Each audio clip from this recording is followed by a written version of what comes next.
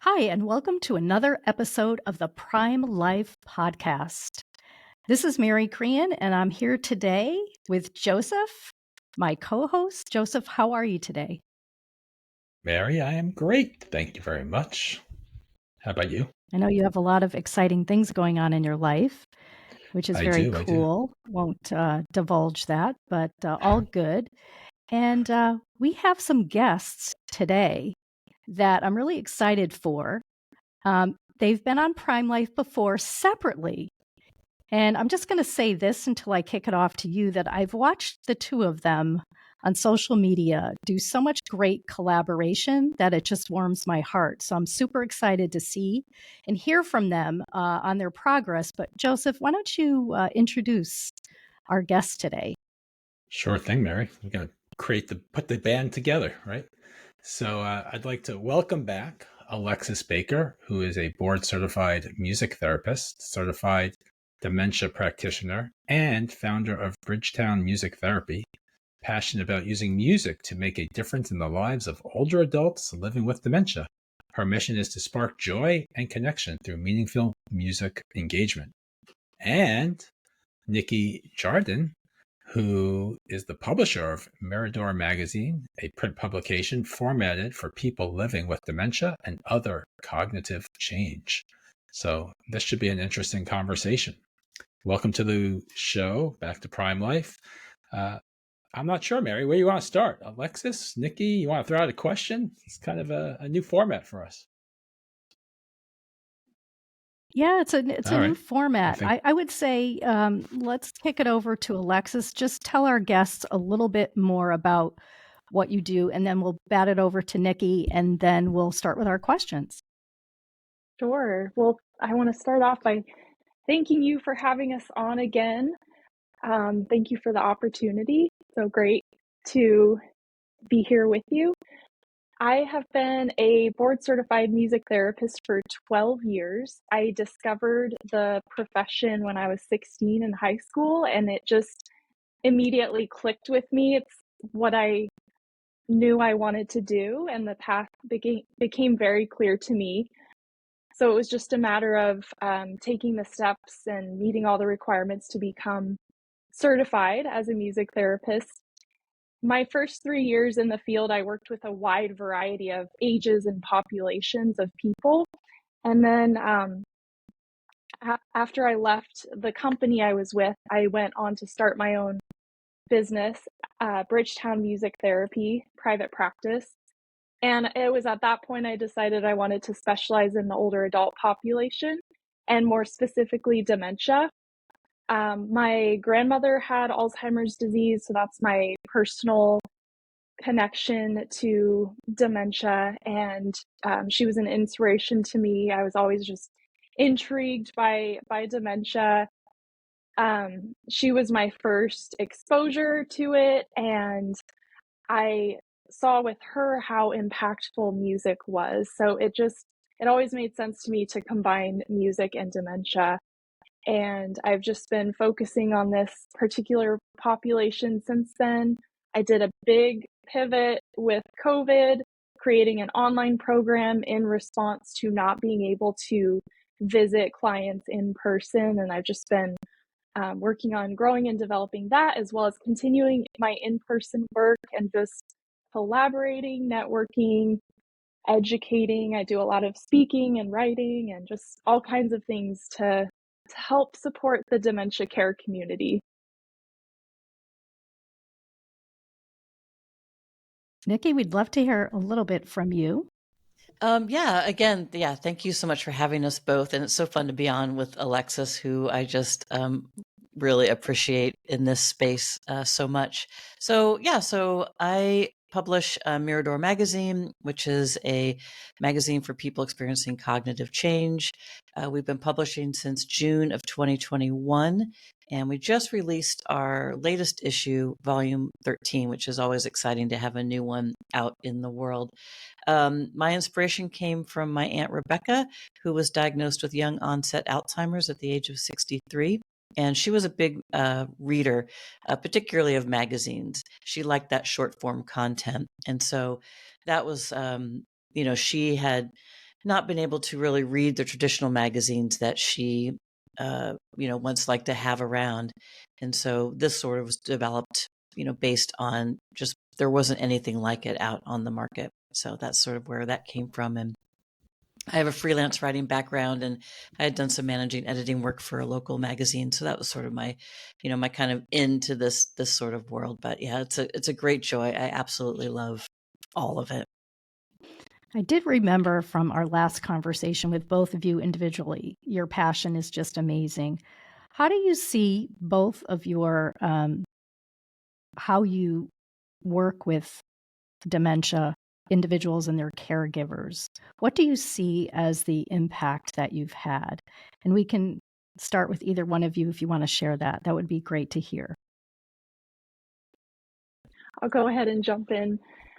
The impact I see is all across the board. It can't be fit into just one simple box. Sometimes it's physical, sometimes it's emotional, mental, spiritual.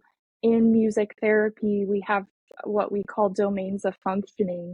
And so we look at it's a very holistic approach, and we look at the areas that make up a person. So the physical, the cognitive, all of that, which I just mentioned. And so music therapy can lead to benefits in all those areas, but it's very particular to each person and what their greatest needs are. A lot of what I see is helping them re-engage with the world around them. So with dementia, people tend to retreat inward and their world gets smaller and smaller. A lot of times, if you walk into a memory care community, you'll see their heads down and they're just kind of in general withdrawn from the world around them. But music therapeutically can really help them reconnect with themselves, connect with the people around them, just experience enjoyment and cognitive benefit, physical benefit. But I think one of the most impactful effects I've seen is when a loved one is able to reconnect with their family caregiver. So loved ones getting the opportunity to connect, and music being the container, the space that helps support that. No, I love that. And after we hear from Nikki, I'd love for each one of you to tell a story. And I want to just interrupt for just a minute and say that my grandmother had dementia. She had Alzheimer's, and she passed away several years back. And my dad, I love him. He's doing well, but you can see some cognitive changes. And my husband and I have experimented with just simple music that we know he loves. And not comparing to the programs that you do at all, but just to say that I've seen exactly kind of what you were saying, like inward, very quiet, and music can really stimulate and bring memory back in terms of the days where, they were maybe younger and doing different things. And so I'm not going to say too much more. I just wanted to share that. Nikki, would love to hear from you in terms of, pretty much answering the same question, and again, a different medium that you have, which is your magazine. Sure. So reading is one of those things that sort of is everywhere and often gets overlooked in this space. Some people, there's still a stigma out there that people living with dementia don't read, aren't interested in reading, or can't. What we know, and this, of course, like Alexis said, everybody with dementia is very, very different. So, but one of the things that I've seen a lot is people really lighting up, and because they're able to access these large print magazines. And that also includes other publications such as Nana's Books and the Resense Register, which are two of my favorite other adaptive text publications. So one of the things that I hear a lot is, I didn't know my dad still loved to read, but he's really taking this in. Or my mom can sit now quietly for an hour or two and just page through the magazine, and it really brings her a lot of joy. And it kind of offers that sort of, not just the cognitive stimulation, but also that ability to sort of, as Alexis was saying, people can go inward. Reading material that really speaks to you can connect you back with the world. And it's also a way that people can interact with one another. So if you're not quite sure, how to interact with somebody who might be experiencing aphasia or other sort of verbal conditions, being able to read out loud and having those sort of interactions back and forth can be a really nice way of connecting. Even just hearing the cadence of a loved one's voice can be really helpful. And having something in front of you that's short and sort of easily digestible, can be fun, is a really nice way of people sort of enjoying this particular medium. And so, yeah, we hear a lot of those kinds of stories. So listening to both of you speak just now, it occurred to me that you're using the arts in one way or another to help people with dementia. Is this something that is known more broadly, that different forms of art help people with dementia? So that's part one of the question. Part two of the question is, what sort of challenges or adaptations do need to be made? Because Alexis was saying that, it's different stages and such. So maybe you can just go into that a little bit, for people who are listening. Maybe someone loves painting or pottery or whatever it might be, right? And we'll get that answer after a brief word from our commercial sponsors. NASA is always working harder to be your carrier of choice. We offer insurance products that can help you meet your retirement goals, such as protecting your savings, securing lifetime income, or paying for healthcare costs. We're dedicated to providing best-in-class service and are keeping things simple, and we'll have your back. We have around 400,000 policyholders and contract holders and have been doing this for a long time, 170 years. But we remain humble enough to always try to improve. For more information, visit nfg.com.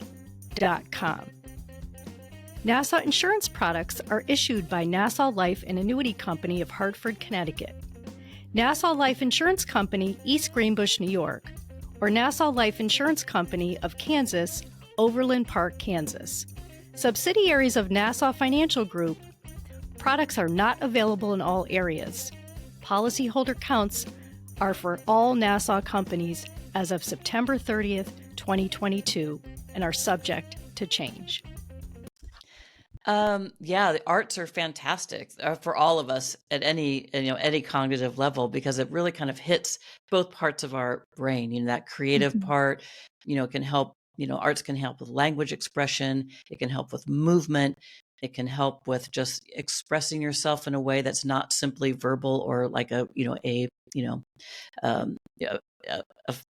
tight written word or something. Of course, there's stories and stuff to be able to tell. But yeah, I think that arts are, I'm a theater kid. I've been a writer for a long time, so I've always been a big fan of the arts. Particularly, I love painting. I love all these sorts of things. And so I do feel like the arts is a great way. And we see this a lot in the dementia care space. We see a lot of fantastic artists out there that are doing work with seniors. Artfully Aging comes to mind, Mary Beth Flynn's watercolor group, and just lots of different ways that people can interact. And as far as being able to adapt, I'm going to let Alexis talk for a second, because I can go on about the adaptations, but go ahead, Alexis, about arts. Yeah, I think the arts are often overlooked. There is more and more attention and research being done surrounding them. But I think a lot of times people don't know where to start with the arts, and they may be intimidated, not knowing exactly how to incorporate them into dementia care. So that's kind of where we come in, providing tools, resources, education, and actual programs people can access to help them implement the arts into dementia care. As far as I think you had asked about the different stages of dementia and how various programs can address those. I think I can only speak to my program and Nikki's. Our offerings are adaptable throughout the stages. I think it just requires a little bit of education maybe and training for the caregiver to give them ideas, equip them with ideas, and just really empower them to adapt the program and use it in different ways. So we try to create very high quality, versatile programs that can be used across the stages. But yeah, I would definitely say the arts are hugely valuable. One of the challenges for sure is there's a lot of funding to research on pharmacological interventions, but not a ton of funding for the arts. So that's definitely a challenge. Well, I have confidence that that will change and that you two women, you two powerful women, can help make that happen, because I just see this as a vertical or an industry, I'll call it, that's going to continue to grow. And there is a huge need, and there will continue to be a huge need. What I would really love if each one of you could tell a very short story so that our listeners can really understand an example of how your work has perhaps had an impact, perhaps changed a life. Would just love that. So, Nikki, why don't you start, and then we can go over to Alexis. Sure. Yeah. Luckily, we have a lot of stories. One thing that was occurring to me was a gentleman that really loves the magazine because his wife is in long-term care, and it was one of the things that he loves to do is to go with her and sit and read the stories. And he writes me all the time, when a new issue comes out, he's like, we took the new story, the new magazine in. And he says it's just a really nice way for him to connect, that they can read these short pieces. All of our stories are about 50 to 250 words. And they can have that interaction with one another. They can read a little piece about trivia or a fun fact or something about history, or, maybe an article about somebody, an artist or something. And he said, it's just that sort of, it's not a long moment, but like that time that they spend together, just sort of reading and talking about what they've just learned and read is very impactful for them. And I hear that a lot. And I'll do one more quick one. There's a woman named Jerry who just passed. She was 100 years old, and she actually I was actually able to sit with her, and she was telling me how much she enjoyed the magazine just because she liked learning, and it was really fun for her to learn what she was reading. That was a big part of. She was a journalist when she was a young woman, and so this was a way of her kind of feeling like she was still, learning and still really working that active brain of hers. Love those stories. For me, with my in-person work, I'm able to see responses in the moment. But with my online program, it's essentially a on-demand library of pre-recorded video sessions. So I don't always get to see the in the moment, like how it's benefiting them in the moment. But we often have members who send us messages or videos, or even do a post on social media sharing about how they're using the program, how it's benefiting them. And we recently heard from one of our members, a daughter of a woman with dementia, and she told us, your videos brought my mom so much joy in the last 6 months of her life. And she shared a little bit more how the daughter would say, okay, Mom, it's time for music therapy. And her mom would just light up and get excited. And then as her mother was watching and engaging with the videos on screen, she would point to me on screen, because it's me in the video, and say, there she is. So it's crazy how even through screen there can be that meaningful engagement and connection.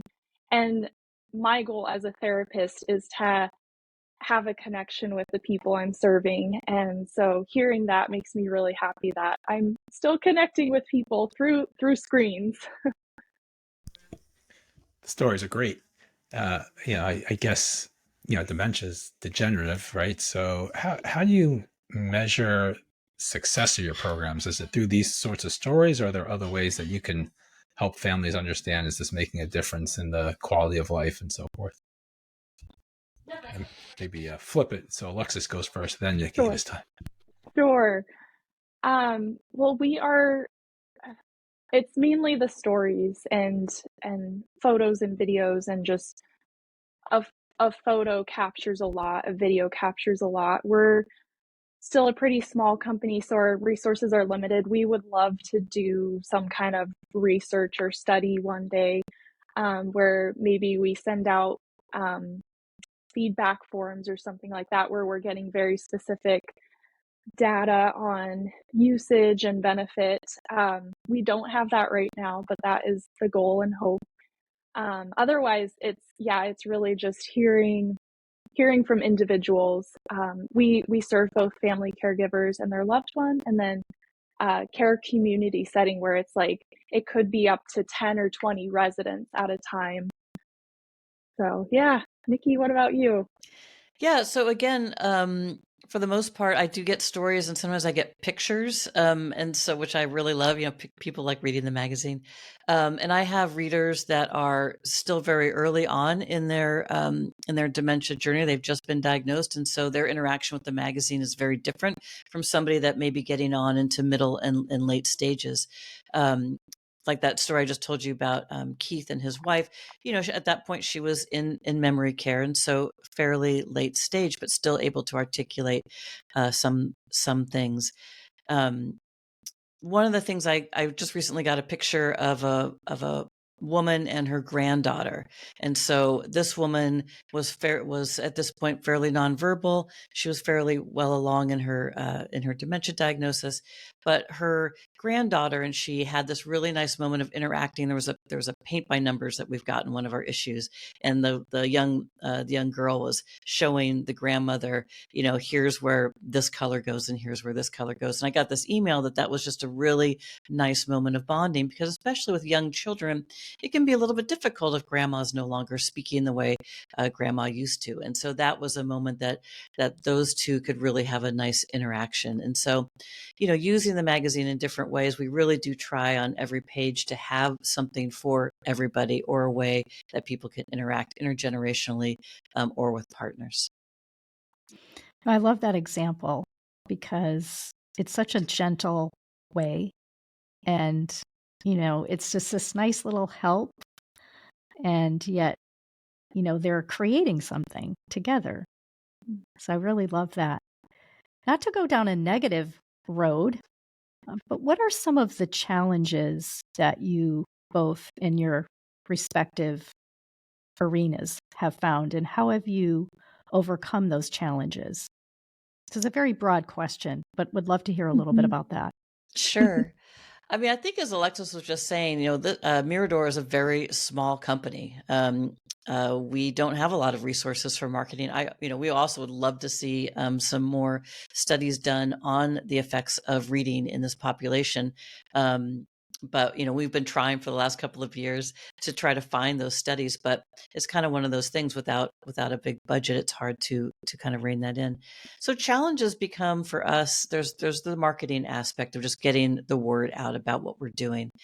But I think just also physically with the magazine, it's always a challenge that because we don't have a massive survey of people, I rely a lot on readers telling me and professionals telling me, hey, you might want to change this, you might want to change this, or have you tried this? So the magazine is constantly evolving. Like if you look at our very first issue and then the one we just created, there's different. There's similar in format, but we've made some advancements, I believe, in the way we're doing layouts. And so kind of keeping on top of how people are interacting with the magazine and making sure we make those changes so that every page is as good as we can possibly make it. So a lot of our challenge is just getting the word out, outreach to people experiencing dementia.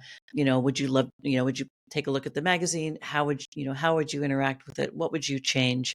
I just recently got an email from somebody that worked in ADA that made a couple of suggestions, which was great, like those sorts of things. And so because we're not Hearst Publishing, we just don't have the bandwidth to get that sort of information out. And so I can take it in and make the best possible magazine that I can. Yeah, one of the challenges for us is connecting with people in a way that they understand what we're offering. It is kind of a newer concept in some ways, and I think so it doesn't involve specific hardware or software. but it is a digital product. And so it requires technology to access it, which is simply a laptop, a phone, a tablet, smart TV. But for some people, that can be a barrier, is needing to use a device to access our program.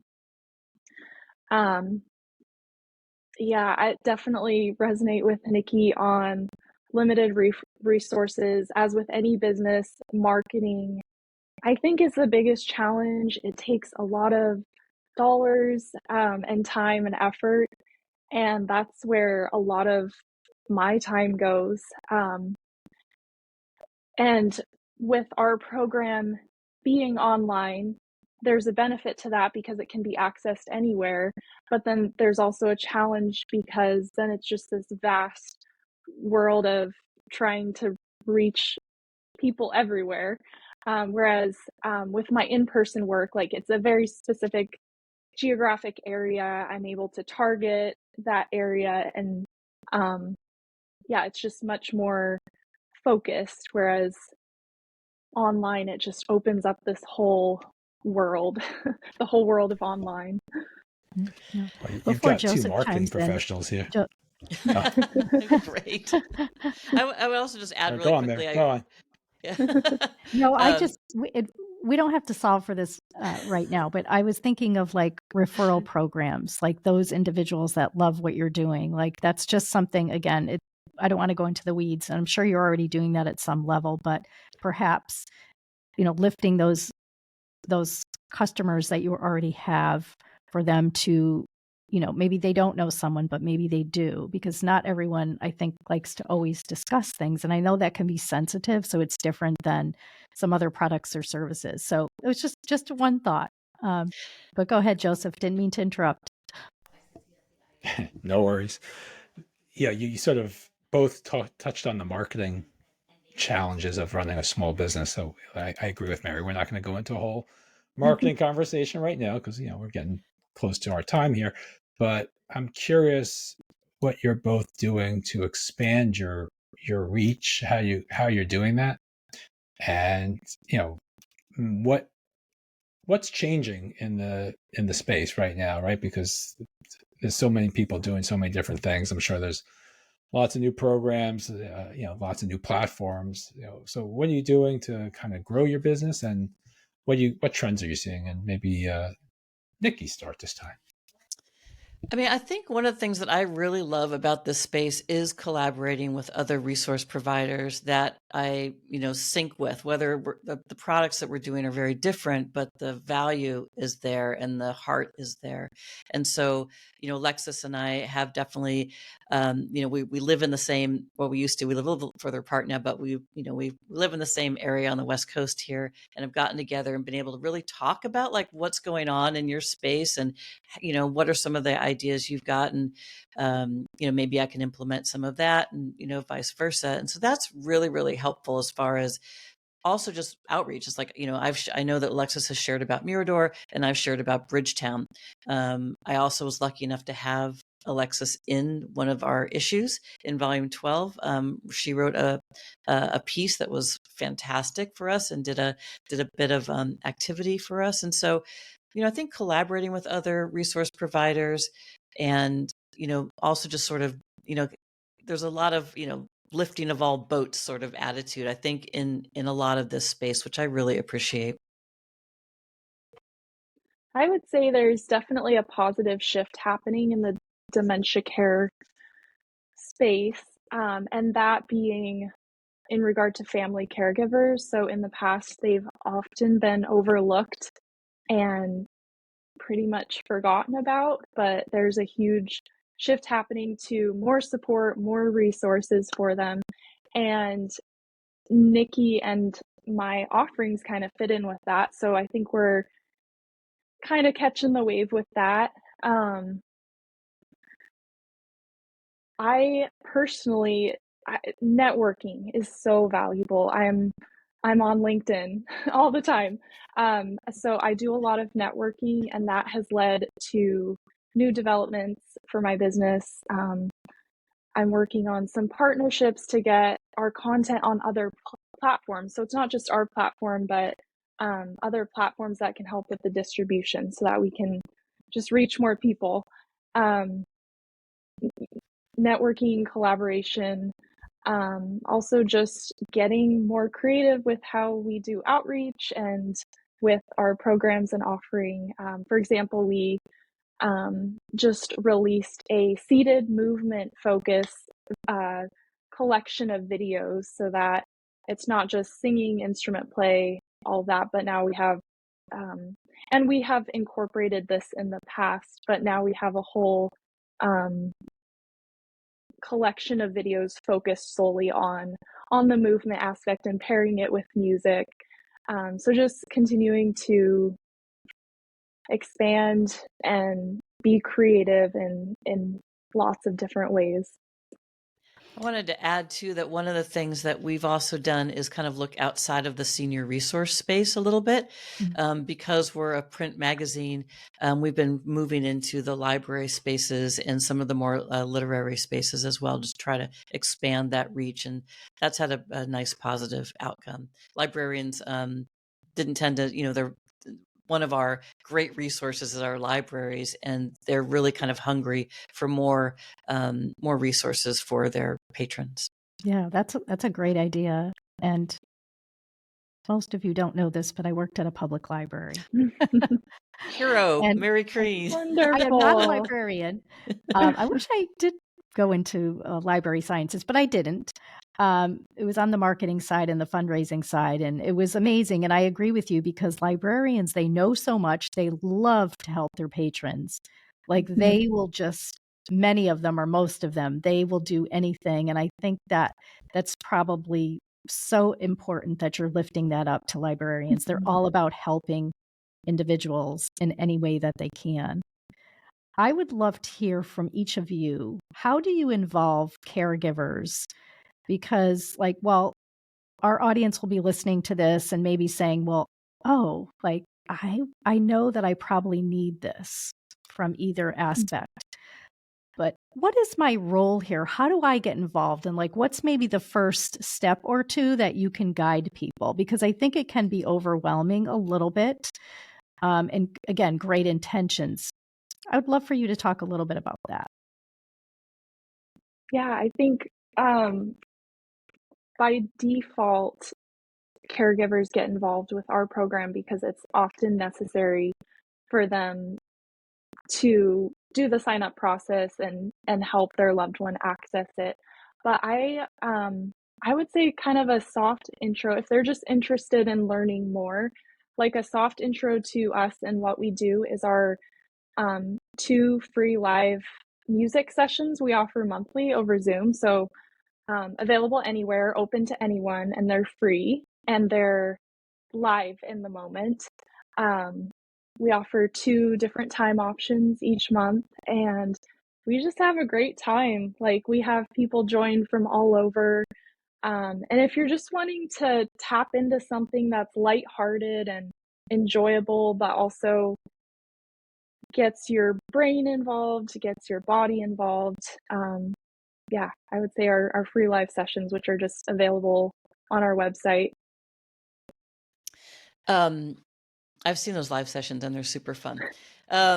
So we will get phone calls. We get a lot of phone calls from people going, I'm not quite sure if my mom or my husband or my sister will, but a lot of calls I get are my person is restless. They're bored. We're trying lots of different things. And I think, as somebody that actually entered this space as a care partner for my aunt who didn't know anything about dementia, it can be very overwhelming and you're not sure what to do and you don't really necessarily know anything about the disease. And we're learning so much more all the time. And, what sort of dementia, if somebody has, how they're going to react to certain things, what the progression is. It's a lot to take on and to take in. And so sometimes just having the ability to talk to somebody a little bit is really helpful. And I love getting phone calls. I'm sure that Alexis does too.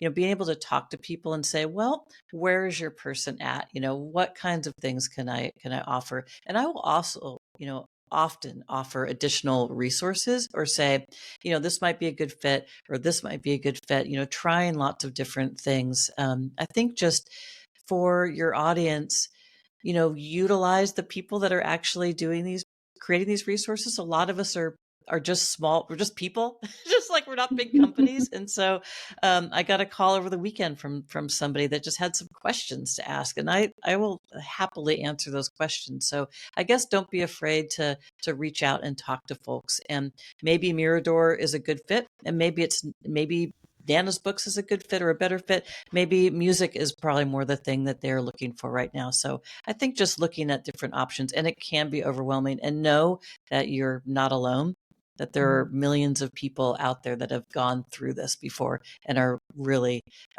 happy and willing to help. So as we get to the end of our little time here today, you both shared how you started down these paths. You've got great backgrounds. You've done lots of stuff. Now the question is, as you probably know, why do you do what you do? So Alexis, maybe you can share, maybe it's changed since your first time on the show, but why you do what you do every day, and then we'll go to Nikki. Sure.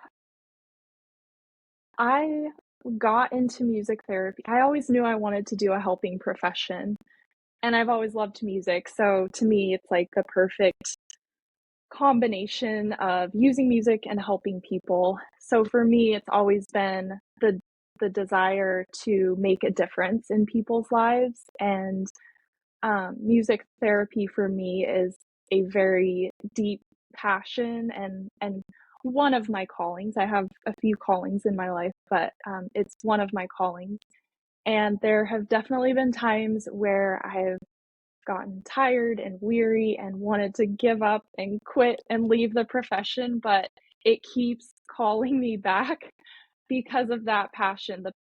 I always tell people that if it wasn't for the passion I have, I would have given up a long time ago, but my passion is my fuel to keep going and keep showing up for my clients, and doing the hard work. And at the end of the day, it's all about making a difference in people's lives and serving them, helping them in any way I can. Yeah, similarly, it's our readership, and I have also been to that place like I'm not going to do another issue. I'm done. I don't want to do it anymore. But then I'll get an email or I'll get a phone call about how a story was very impactful. I think for me, I'm a storyteller. I love telling stories. I love learning. I love researching. I love writing, and so this is such a great way for me to express that part of myself, and also just thinking about that end reader. Thinking about that person that's sitting with their family member or sitting by themselves and being able to sit and enjoy something autonomously because it's been created for them and for their changing brain essentially. And so that kind of keeps me chucking along, and it's fun. Honestly, I love the work. I love putting together each issue. I'm working on the next one right now, and I'm like, I don't want to do anything else. I just kind of want to write the next thing. So I think that's also a big part of what keeps me going. And it's a beautiful community to be involved in. I learned so much from other people, and just am really grateful to be able to be a part of this space.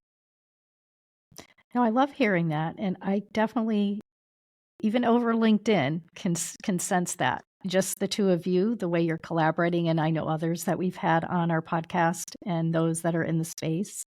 So I definitely appreciate that, and I love the passion, and I love that you like to talk to people on the phone, because not everyone does, but a lot of people do, especially when they're older. They want to talk to a person, and so I really loved hearing that.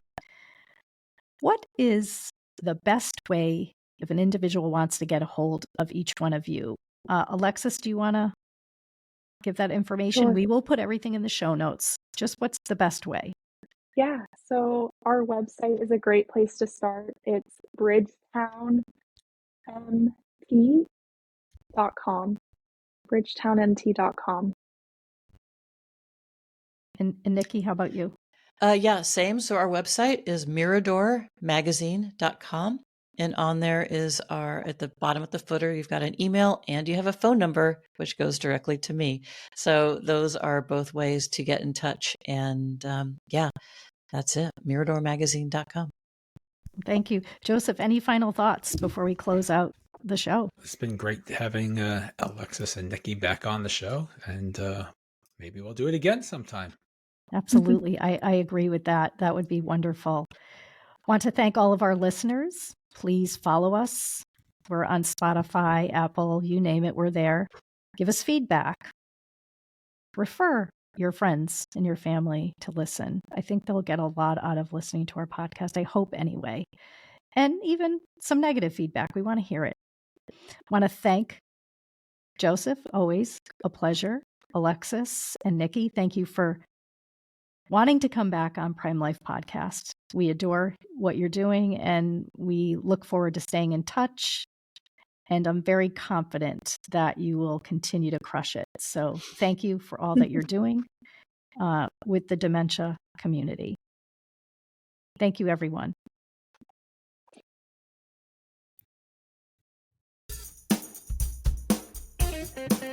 Remember to subscribe to the Prime Life Podcast anywhere you find podcasts. You can find all of our episodes, contact information, and more on our website, primelifepodcast.com.